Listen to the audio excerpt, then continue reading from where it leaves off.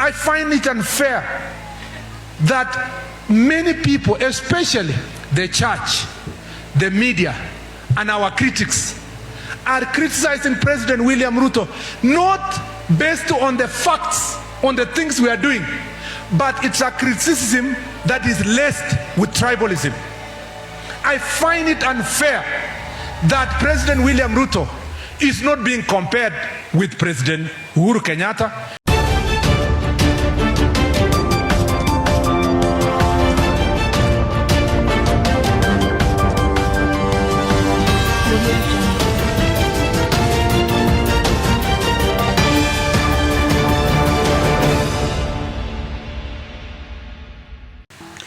Yes, after William Ruto getting a lot of opposition across Kenya, his lieutenants are coming out to wave the tribal card, saying that William Ruto is opposed because he's a Kalenjin.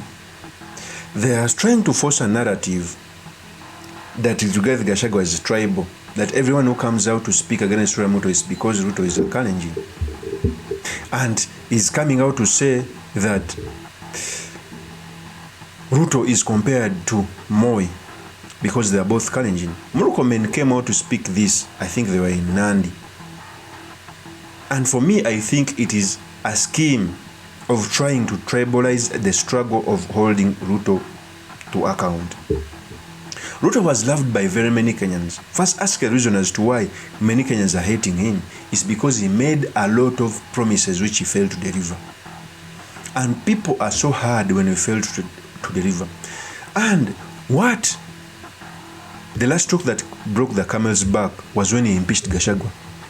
So even the entity that was somehow protecting Gachagua, that's the mountain Kenya, withdrew their support. So William Ruto is vulnerable. In fact, he's being supported by his kinsmen in Rift Valley.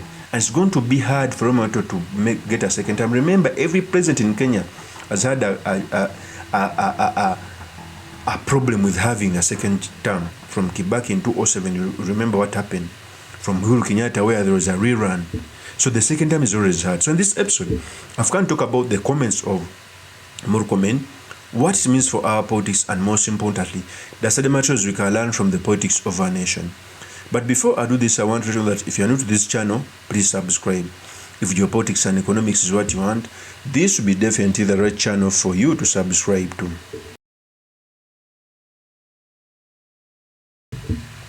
So MURKOMEN is one of the right-hand men of William Ruto. Even before they attained the presidency, MURKOMEN was on the forefront of fighting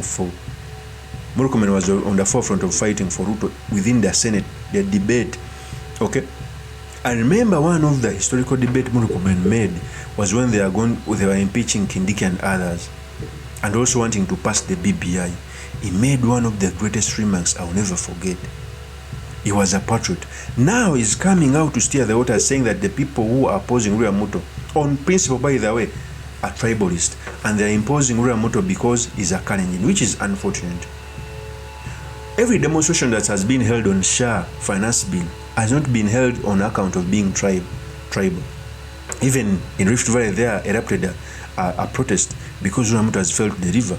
Before I proceed, I want to play a tape as MURKOMEN was entrenching his propaganda. Here is the tape. Mimi nataka kusema hivi, and I have seen many people criticizing the president, and sometimes the criticism that is leveled against the President William Ruto is extremely unfair, being caricatured and insulted. And especially if you look at what the president has done in 2 years. 2 years is not comparable with his predecessors in their 2 years in office. Mheshimiwa Rais kwa miaka 2 amebadilisha uchumi ya Kenya ambayo ilikuwa inaenda kusoroteka, na mpaka saa hizi tuko inflation imeshuka chini, will be the lowest we have had in almost 17 years. So first of all, MURKOMEN is coming out to say that Ruto has done more than other presidents, and he came out to say Kibaki. One of the presidents in Kenya who is in the history of having ever developed Kenya is Kibaki, because during Kibaki is when Kenya attained the second country. Okay, the second-class countries in matters of development. So he's trying to compare him to Kibaki. Yet we see the contrary. Kibaki in the first term never attended such a demonstrations. In fact, the demonstration came in 2007, which was tribal. But in 2002, he never attended such a demonstration, almost of putting out RUTO out of power. Let's continue with MURKOMEN's statement. He's being criticized. And sometimes, I want to say this as I'm in Kericho here. I find it unfair that many people, especially the church, the media, and our critics, are criticizing President William Ruto, not based on the facts, on the things we are doing, but it's a criticism that is laced with tribalism. I find it unfair that President William Ruto is not being compared with President Uhuru Kenyatta, is not being compared with President Mwai Kibaki, is not even being compared with President Jomo Kenyatta. Because of the disease and mentality of tribalism, every critic of William Ruto is comparing him with Daniel Arap Moi, as if there was only one president before him. It is unfair. So, first of all, MURKOMEN is coming out to say that Ruto is being compared to Daniel Arap Moi. He's trying to steer tribal emotions because he's saying this in Kericho. Kericho is in Rift Valley. Okay? And by mentioning Uhuru Kenyatta and Kibaki, he's also trying to isolate Mountain Kenya. It is a scheme by government to isolate Mountain Kenya. First of all, let's ask ourselves, why is Ruto compared to Moi? One, in history, Moi was one of the biggest dictators in Kenya. Moi ruled for 24 years with a human, with an iron hand.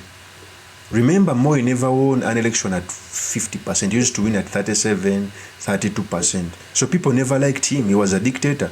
There were a lot of extrajudicial killings. So if they compare to the worst president, you must ask yourselves, because trust me, even if you are from the Rift Valley, Moi was one of the worst presidents.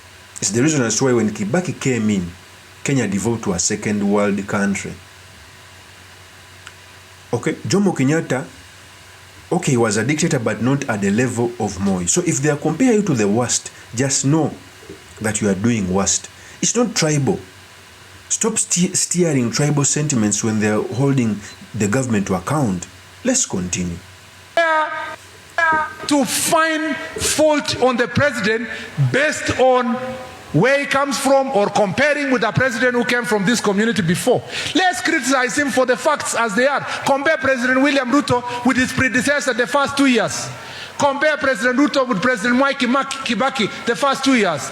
In 2003, 2004, everybody was crying that President Kibaki amemaliza uchumi, amefanya nini, amefanya. By 2007, if it was not for post-election violence, President Kibaki was being celebrated for turning around the economy. And that's why we want to say here confidently that we have confidence in President William Samoei Ruto. If we give him the necessary time and criticize him fairly, we are going to get proper results for our country. And there is no other country. This is our country. Let us not lace our criticism with tribalism. Let us focus on criticism that are based on the facts and the issues at hand, so that we can be able to find fairly what we want to tell the president to do. That is MURKOMEN. He came out to turn this debate tribal. You know, this politician should know that something must be felt in Kenya. You cannot say that the economy is good when people are poor, when people cannot afford 2 meals a day, even if you give out good indications. Because the way economy is calculated, even if you have 100 richest people, all they do is divide their wealth to millions of people and they say the economy is growing. You may find that the rich are becoming more richer, the poor are becoming more poorer. That's not the real measure to say that the economy is good. So instead of turning this debate tribal, William Ruto should deliver. There's a lot of promises that William Ruto promised that the internet, social media is coming out to say that you promised this, you never delivered. That's what the real work should be put, so that these promises can be fulfilled, not turning the debate to be tribal. So for me, I think William Ruto's lieutenants are coming out to defend him and turning the debate tribal because of failing. Because every politician who has failed in Kenya He has waved away a tribal flag. And by the way, all of them, when they hold him to account, he retreats to his tribal cocoon. He waves a tribal flag. And we must not accept this. Of course, that's my opinion. Drop me a comments by commenting about this. Thank you very much for listening in. If this is the first time on this YouTube channel, I employ you to subscribe, like, and comment so that I can be motivated to do more of such videos. I'll see you on another one. Peace.